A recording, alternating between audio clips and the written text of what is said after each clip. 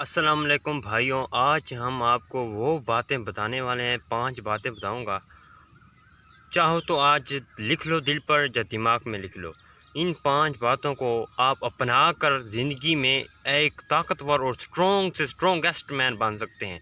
हर बात को तवज्जो से और गौर से सुनिएगा और हर बात पर तवज्जो दीजिएगा। अगर आप बनना चाहते हैं स्ट्रॉन्ग मैन, अगर आप बनना चाहते हैं स्ट्रॉन्गेस्ट मैन, अगर आप दुनिया में आगे बढ़ना चाहते हैं, अगर इससे पहले आपने मैं नए हैं मेरे चैनल पर तो मेरे चैनल को सब्सक्राइब ज़रूर कर दीजिएगा।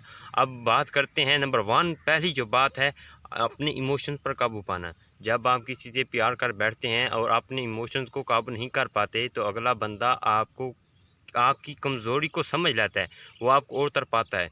अगर आपको किसी से प्यार हो जाए तो आपने अपने इमोशंस पर काबू रखना है, ताकि दूसरा जो है वो आप पर यानी कि आपकी कमज़ोरी का फ़ायदा ना उठाए, बल्कि आप स्ट्रॉन्ग बने, दूसरे को स्ट्रॉन्ग बनने ना दें। जो मर्ज़ी हो जाए आप खुद को स्ट्रॉन्ग बनाएं और दूसरों को कमज़ोर। और नंबर दूसरा है जो हर किसी को जांचना।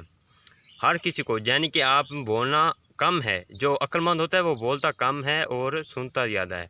आपने हर किसी की बात को देखना है, सुनना है और गौर करनी है कि वो कौन क्या कह रहा है। हर किसी का अगर आपने साइकी को समझ लिया, आपने उसकी फिजियोलॉजिकल को समझ लिया, उसके मेंटल में जो चल रहा है आपने अगर उसको समझ लिया तो आप समझ लो आपने उन लोगों को अपना गुलाम बना लिया है।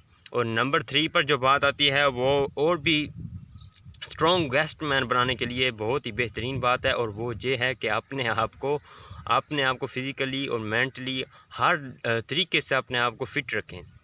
देखें एक बात, अगर आप कमज़ोर हैं फ़िज़िकली भी, मेंटली भी और कमर्शियली भी, तो अगला बंदा आपको ऐसे कुछ चलते हुए गुजर जाएगा।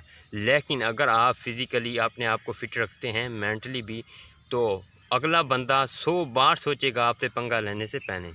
और अगली बात जो नंबर 5 पर है वो ये है कि अपने आप को खामोश रखना है, यानी खामोशी इख्तियार करनी है। जो लोग ज़्यादा बोलते हैं वो बेवकूफ़ समझे जाते हैं, और जो कम बोलते हैं वो बोलते तो बहुत कम है लेकिन वो जान निकाल देने वाले वर्ड्स यूज़ करते हैं और वो अक्लमंदी का मुजाहरा करते हैं। जो कम बोलते हैं वो यानी कि दिमाग से सोच कर, पहले कहते हैं ना, पहले तोलो फिर बोलो, यही कामयाबी का राज है। पहले तोलो फिर बोलो।